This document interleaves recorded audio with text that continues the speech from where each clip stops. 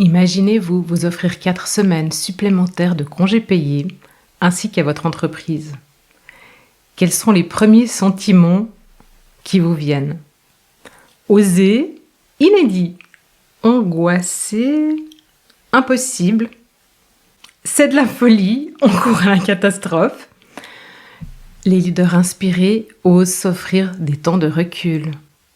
Ils sont conscients de la nécessité du vide pour se régénérer et durer. Ils apprécient le vide sous toutes ses coutures.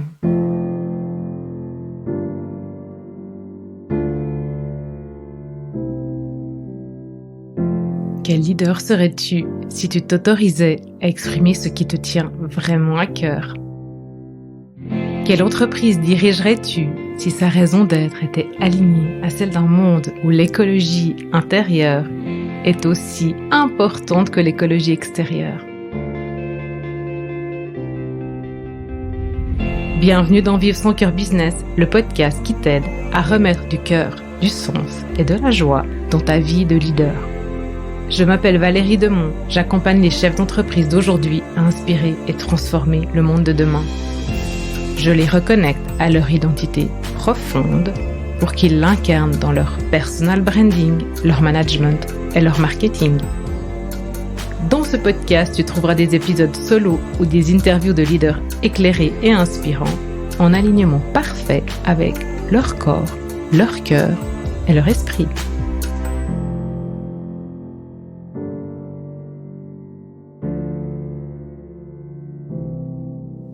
Hey, bienvenue dans cet épisode de Vivre son cœur business. J'ai envie de vous parler du vide et j'ai surtout envie que vous appreniez à l'aimer. J'ai été inspirée par une communication de Brené Brown. Vous savez, la fameuse chercheuse et auteure sur l'imperfection, la vulnérabilité, etc. Et il y a quelques semaines, je lis une de ses newsletters qui commence par une citation du philosophe Viktor Frankl. Il y a un espace entre le stimulus et la réponse. Dans cet espace reste notre pouvoir de choisir la réponse. Dans notre réponse se trouve notre croissance et notre liberté. Waouh! Donc je suis immédiatement interpellée parce que moi, depuis plusieurs années, je m'autorise des moments de vide pour prendre la distance et pour me régénérer. C'est-à-dire que dans mon quotidien, ça passe par des techniques de respiration que j'ai notamment apprises dans ma formation de yoga. Et ces techniques de respiration, elles sont accessibles à chaque instant. Ça veut dire que je vais aller poser mon attention et ma conscience sur le micro-instant de pause qu'il y a entre mon inspiration et mon expiration. Il y a un petit moment de vide. Accrochée par Brené, je continue ma lecture de sa newsletter. Elle parle de sa vie, de son chemin et plus particulièrement de ces 2 dernières années qui ont été ravageantes dans son épanouissement perso et pro. Tout le monde en souffre. Bien sûr, elle, son entreprise, ses collaborateurs et sa famille. Du coup, elle décide de se mettre en pause durant les mois d'été pour se retaper. Et elle va encore plus loin. Toute l'équipe travaillera 4 jours au lieu de 5, puis prendra 4 semaines de congés payés en plus des 4 semaines de vacances annuelles qu'ils ont habituellement. Ça fait 8 semaines au total. Et pour que ça fonctionne, elle pousse le bouchon à son max, elle supprime les communications durant 3 mois. Ça, c'est des décisions qui, dans la conscience collective de nous dirigeants, on ferait paniquer plus d'un. Ça m'épate et ça m'inspire. Brené, elle s'offre à elle et à ses employés le bien le plus précieux qu'on peut avoir maintenant, le vide. Le vide.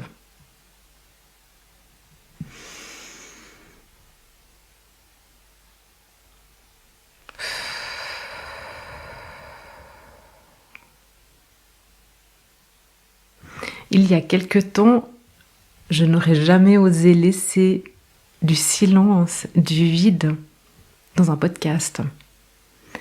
Et pourtant, ce vide a sa raison d'être. Regardez la nature. Elle se met en hibernation.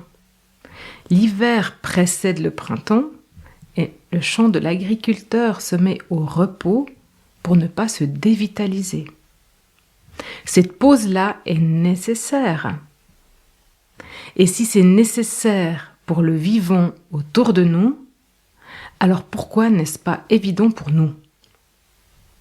D'après Aristote, la nature a horreur du vide et nous nous empressons de lui donner raison. Nous ne cessons de remplir toujours plus nos agendas et nos journées, de courir d'une séance à l'autre, d'enchaîner les Zooms et les Teams, parfois sans même respecter nos besoins vitaux, boire, respirer, faire un saut au petit coin. La page blanche nous panique. Le manque de relations sociales conduit à la solitude. Un cœur qui ralentit et qui ne bat plus amène un signal continu et définitif sur l'électrocardiogramme. Si je m'arrête, je suis mort. Si je ne crée plus, je suis inutile. Si je ne vois personne, je ne suis pas aimé. Et pourtant, là, dans ce moment de vide,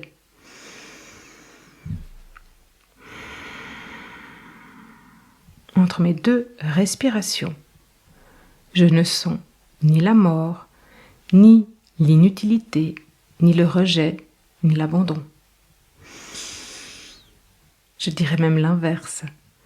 Là, dans cet instant de pause, je me sens plus vivante que jamais, plus reliée au monde, plus remplie. Je peux décider d'autres directions, je deviens créative, je me sens inspirée, je me sens pleine en fait. Et ça me suffit. Je suis certaine qu'après une courte pause ou un jour de congé, vous êtes plus apaisé. Replongez là dans les souvenirs de votre dernier congé. Comment vous sentiez-vous à votre retour ? Le vide vous remplit. Il vous remplit d'énergie, de joie, d'amour. Le vide vous remplit de vie et d'envie. Voici 3 actions que je propose à mes clients pour les aider à apprivoiser le vide, pour qu'ils puissent conscientiser leur relation avec lui et pour qu'ils puissent mieux la transformer pour l'apprécier. Alors la première, c'est de mettre une alarme sur votre smartphone. Dans la journée, prenez 5 minutes de vide. Vous asseyez dans un lieu cool, ou bien sur une chaise ou un escalier, mais restez pas derrière votre écran. Sortez, posez-vous. Pas d'écran, pas de musique, de cigarette ou de café, rien. Et vous observez. Et vous allez le faire 5 minutes par jour pendant 5 jours.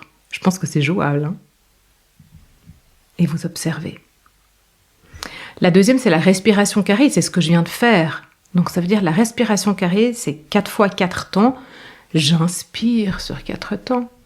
Je marque un temps d'arrêt à poumon plein sur 4 temps. J'expire sur 4 temps. Et je garde mes poumons vides sur 4 temps. Et vous faites ça à votre rythme. C'est vous qui définissez la vitesse des 4 temps. 1 à 3 minutes. Vous allez voir, ça va tout changer. Et le dernier challenge, si vous l'acceptez, c'est une demi-journée de vide ailleurs. J'ai proposé ce challenge aux membres du club Vivre son cœur business en décembre. Et comme ils s'y sont prêtés, je souhaite que vous aussi, vous alliez vous y prêter pour accueillir ce qui est en vous, à vivre ce que vous avez à vivre, à observer ce qui se passe dès maintenant, en vous, quand je vous parle, de prendre une demi-journée de vide, écouter ce dialogue qui se joue, et puis aller expérimenter et observer. Et ensuite, vous observez aussi votre retour à la normale. Comment ça se passe ? Que retenez-vous de positif et de moins sympa ? Je me réjouis que vous m'en parliez. Pour terminer, je vais vous avouer que même en étant une grande faiseuse, j'ai appris à aimer le vide. À tel point que je suis accro. Et si je respecte pas mes moments de régénération, je deviens nerveuse, j'ai le mental et l'ego, puis toutes les attentes, projections, croyances qui reprennent le dessus. Donc c'est capital pour moi de faire de ces moments une priorité. Pour moi, mais pour ma famille, mes clients, et puis simplement pour durer. Et d'ailleurs, ce qui est rigolo, c'est que j'ai même apprivoisé ma peur du vide. C'est étrange comme parfois tout est lié. Tout ceci, en fait, la peur du vide, l'horreur du vide, l'appréhension, c'est simplement une projection, une image qui s'est créée à un moment donné et qu'on peut simplement remplacer par une autre. Ensuite, la confiance, le courage, la foi s'installent, tout comme pour Brené Brown et sa décision pour cet été. Donc, imaginez-vous vivre dans son entreprise. Qu'est-ce que vous ressentez ? Imaginez-vous être cette leader charismatique, être Brené, qui propose ce vide à ses équipes. Qu'est-ce que ces équipes ressentent ? Imaginez-vous à présent que vous l'appliquez à votre entreprise de cœur, que le vide est votre allié. Qu'est-ce que vous ressentez ? Inspire. Expire.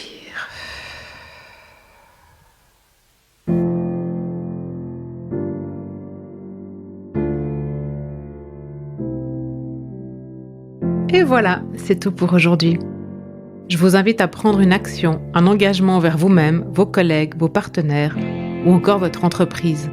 Car tout commence et se poursuit un pas après l'autre.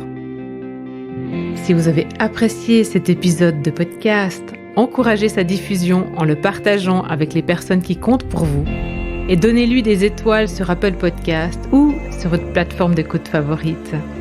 Pour être certain de recevoir tous les épisodes, abonnez-vous à notre newsletter sur greenheart.business/newsletter.